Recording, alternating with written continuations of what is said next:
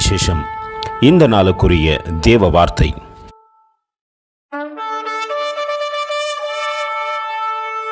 Blessed be the God and Father of our Lord Jesus Christ, who had blessed us with all spiritual blessings in heavenly places in Christ.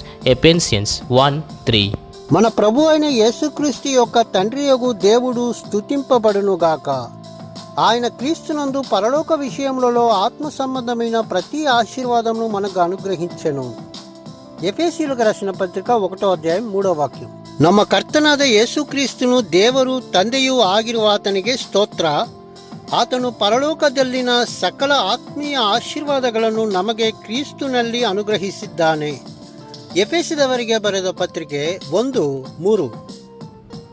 நம்முடைய கர்த்தராகிய இயேசு கிறிஸ்துவின் பிதாவாகிய தேவனுக்கு ஸ்தோத்திரம்.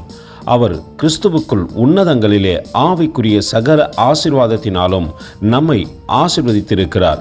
எபேசியர் 1:3. ஆம் தேவ பிள்ளைகளே, நாம் எத்தனை உலகத்தின் ஆசீர்வாதங்களை பெற்றுக்கொண்டாலும் அது நிலையற்றது. ஆனால் ஆவிக்குரிய ஆசீர்வாதமோ நம்மை கடைசி வரை நடத்தக்கூடியதாய் இருக்கிறபடியினால் நாம் கிறிஸ்துவிடத்திலே ஆவிக்குரிய ஆசீர்வாதத்தை பெற்றுக்கொள்ளத்தக்கதாக நம்மை தாழ்த்துவோமா?